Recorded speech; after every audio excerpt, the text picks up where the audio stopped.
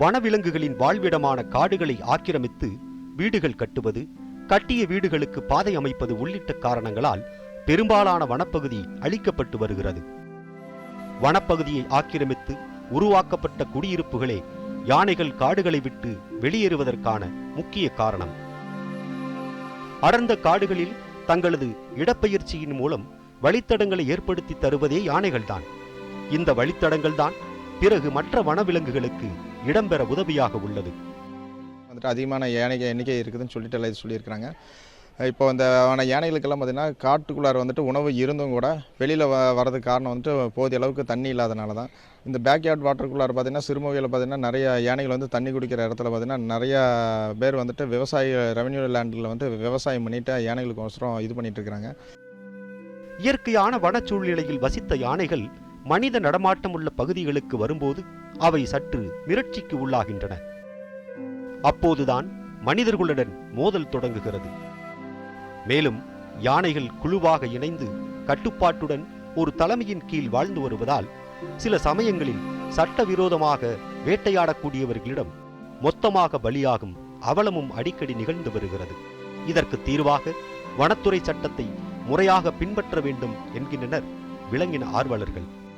வலசுப்பாதை அடைத்திருக்கிற இந்த ஆசிரமங்கள், இந்த தொழிற்சாலைகள், கல்வி நிறுவனங்கள் எதுவாக இருந்தாலும் யானையினுடைய வாழ்விடத்தை அடைக்காமல் சரி செய்தால் மட்டுமே மனிதனுக்கும் யானைக்கும் உள்ள முரண்பாடுகளும் மோதல்களும் யானையுடைய இறப்பும் குறையுமே ஒழிய வேறு வகையில் எந்த வகையிலும் இதனுடைய இறப்பை குறையாது. கடந்த ஜூன் 20ஆம் தேதி கோவை மாவட்டம் மதுக்கரை அருகே ரயிலில் மோதி 35 வயது மதிக்கத்தக்க பெண் யானை உயிரிழந்தது. ஜூன் 22ஆம் தேதி கோவை மதுக்கரையில் வனத்துறையினரால் பிடிக்கப்பட்ட ஆண் யானை டாப் ஸ்லிப் யானைகள் பயிற்சி முகாமில் பலியானது.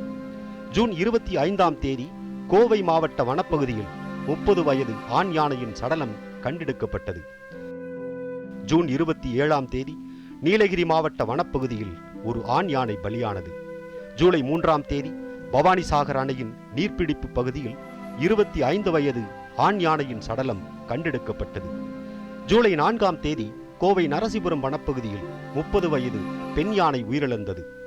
ஜூலை 6ஆம் தேதி கிருஷ்ணகிரி மாவட்டத்தில் அடிபட்ட ஆண் யானை சிகிச்சைக்காக முதுமலை கொண்டு செல்லப்பட்டு அங்கு சிகிச்சை பலனின்றி இறந்தது. ரயில் மோதி யானைகள் இறப்பதை தடுக்க எச்சரிக்கப்பட்ட பகுதிகளில் 30 முதல் 40 கிலோமீட்டர் வேகத்தில் ரயில்கள் இயக்கப்பட வேண்டும் என ஏற்கனவே உத்தரவு பிறப்பிக்கப்பட்டுள்ளது.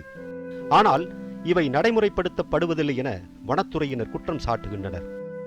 யானைகள் உயிரிழப்பதை தடுக்க சுற்றுச்சூழல், வனத்துறையினர் மற்றும் ரயில்வே துறை இணைந்து உறுதியான திட்ட வரைவை ஏற்படுத்த வேண்டும் என வன ஆர்வலர்கள் தெரிவித்துள்ளனர். பண்டைய காலம் முதல் ஆராதிக்கப்படும் விலங்காக யானைகள் இருந்து வருகின்றன. கம்பீர தோற்றத்துடன் வலம் வரும் இந்த அற்புத படைப்புகளை பாதுகாக்காவிட்டால் அடுத்து வரும் தலைமுறைகள் யானைகளை அருங்காட்சியகங்களில் மட்டுமே காண வேண்டிய சூழல் உருவாகும்.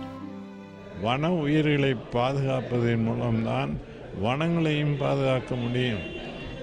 வனங்களை அழிப்பதனால் வனவிலங்குகள் வெளியேறுகின்றன.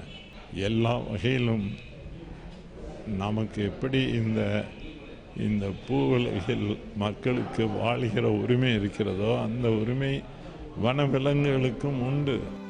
வனவிலங்குகள் சாலைகளில் வருவதை தடுக்க மேலை நாடுகளில் அமைக்கப்பட்டுள்ள தடுப்பு பாலம் போல் ஓசூர் கிருஷ்ணகிரி தேசிய நெடுஞ்சாலையில் 3 இடங்களில் அமைக்க ஆலோசிக்கப்பட்டுள்ளது. ஆலோசனையோடு மட்டும் நின்று விடாமல் செயல் வடிவம் பெற வேண்டும் என்பதே விலங்கின ஆர்வலர்களின் எதிர்பார்ப்பாக உள்ளது.